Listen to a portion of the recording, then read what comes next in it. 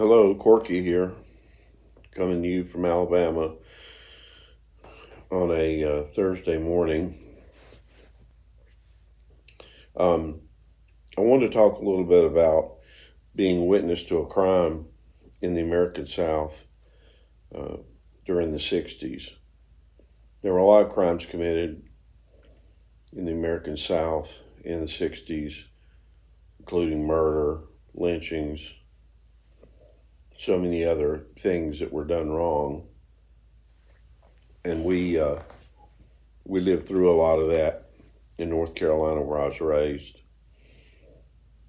The first sounds of a Fender electric guitar that I remember hearing was Don Rich on television, Buck Owens and the Buckaroos, and then later Arthur Smith out of Charlotte, North Carolina. These sounds that I started hearing probably just before 1964, when my sister and my mother actually became avid Beatle fans.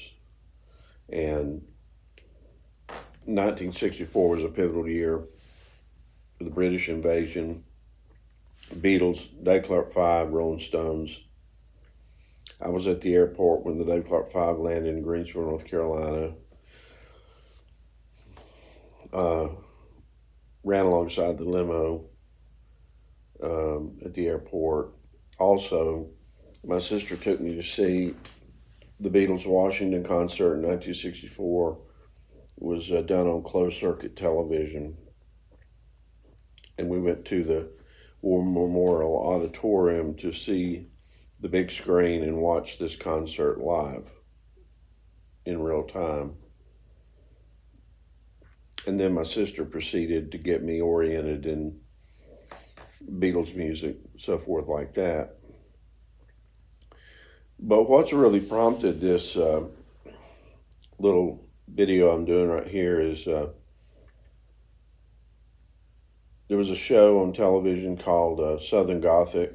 I watched some of it. It was about cold cases and, true crime in the American South. And I have believed for some time that a crime was committed against me personally by my family, my parents. Not so much my mom, because she passed away in 65, so she couldn't be held responsible for it, because it was only in 1964 that this information became available to us. Now, most of you know the history of the civil rights movement, and you know that in 1964 there were a lot of racial things going on. The thing that I focused upon was the press conferences that were held with the Beatles and the Rolling Stones when they landed in America in 64.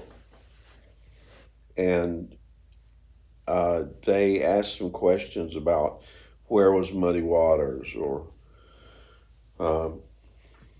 where is Howlin' Wolf, and these blues artists they were asking about, because the Beatles are already having hits.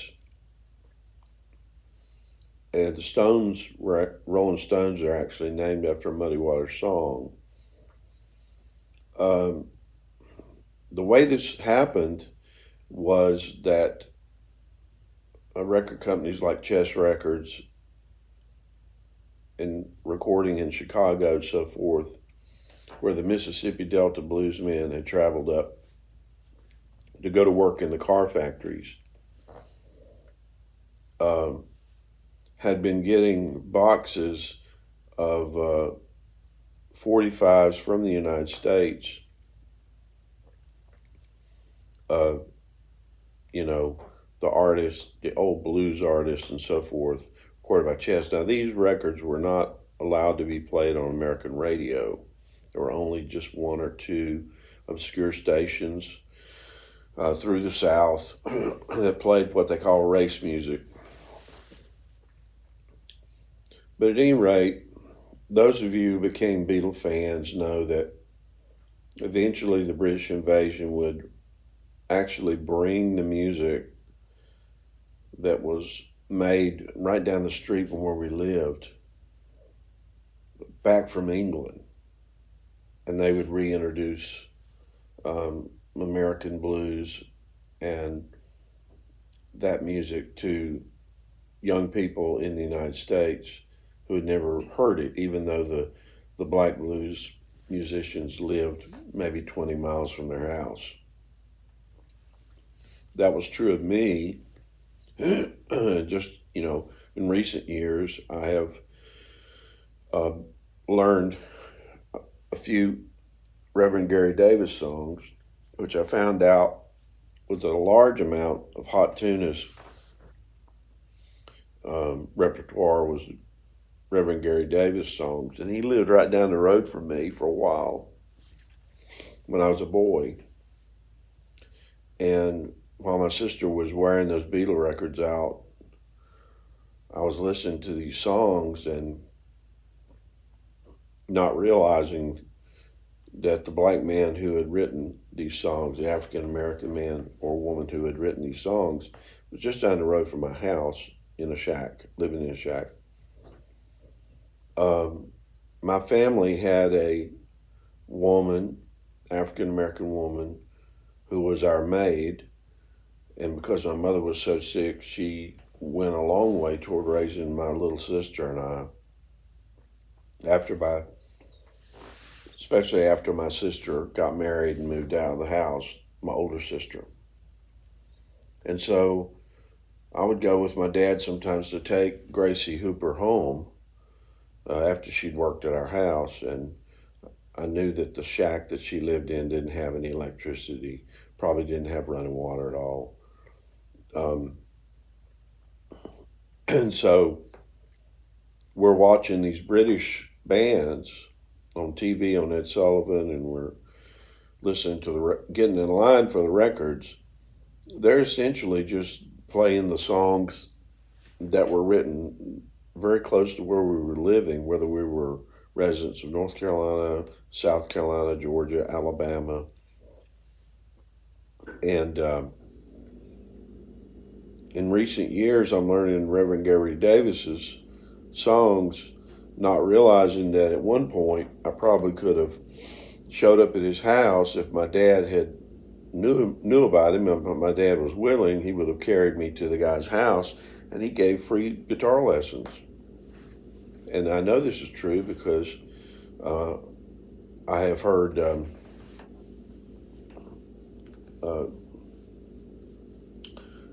so bad I don't remember names anymore. Stephen Grossman talks about it because he produces the instructional videos on Reverend Gary Davis's music. So after the Beatles, obviously Eric Clapton and Jeff Beck and other blues guitarists followed in this tradition to reproduce the music of the American South and broadcast it out of England. So to me, there's been a crime committed there because it was in my DNA to be a blues guitarist. I elected to set that aside to become a Christian pastor for a number of years. That was my choice. And I did that gladly. Because I didn't want, at the end of my life, I didn't want it to be known that he had spent the majority of his years, just playing the music he enjoyed. That I've made sacrifices and things like that. It was for the Lord. It wasn't for you. It wasn't for these people. And so that was a choice I made. But I didn't get an opportunity to make a choice about whether or not as a boy that I could learn guitar from an old black man down the road.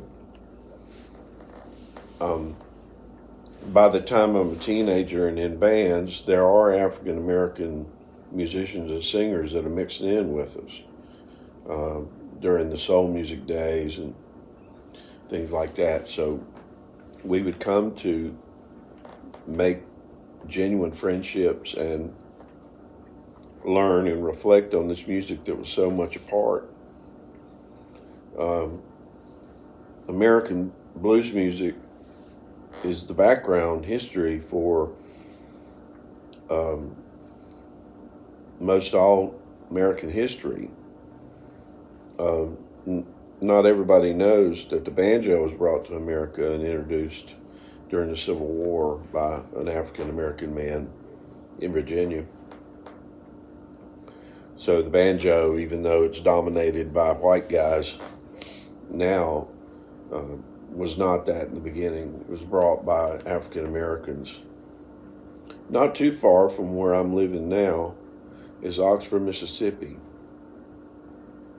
Oxford, Mississippi is a place that's in what they call the hill country of Mississippi.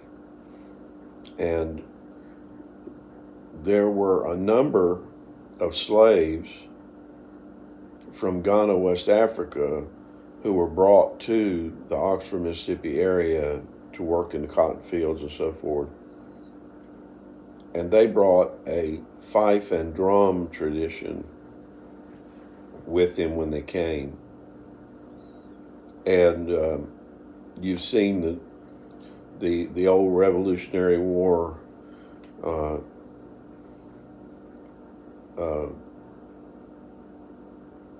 thing where the guy's got his arm in a sling and he's playing the fife and marching with the guys playing a field drum. Well, that didn't come from white folks, and that didn't come from England, and it didn't come from the founding fathers. It came from Ghana, West Africa, and the African Americans who lived in Mississippi. And they still have fife and drum festivals over there, which moi will be there as soon as I can find out about when and where. This was a crime committed against young, budding guitar players in the American South, white guys. A crime was committed against us. Obviously, worse crimes are committed against African American young people because of the prejudice and because of white supremacy in the South. But I was neglected in the sense that I was not introduced to African American music correctly based on my locality. So the Stones, the Beatles, Clapton, they bring this music. You can see this press conference with the Rolling Stones at the Chess Records studio up in Chicago, and they show it. It's on the screen. Ronnie Wood of the Stones takes care of that Chess Records museum to a great degree, and his paintings are in there. And I think he assured that the entirety of that press conference with the Rolling Stones is played up there, because the Stones are accusing white Americans in the press of suppressing blues artists and keeping them from the American people. The Beatles, not too many words about blues in their press conference, but the event of the British invasion was such to where, okay, now we're going to play your music back to you. And for some reason, probably commercial reasons and racial reasons, racist reasons, white parents were going to allow their white kids to listen to the Beatles and the Rolling Stones because they were white people. And so this is a real story, and I've taken decades to go back and recover the influence of music in my life, and that's a whole chunk that's been kept from me that I had to seek out myself, and thanks to the British artists who brought it to America. So I'm going to talk a little bit more about this, but I'm going to call this American music, the scene of the crime. And so the first crime that I'm talking about is the withholding of African American blues music from white kids in the South during the 60s. All right, you have a blessed day. It's probably going to rain again today here.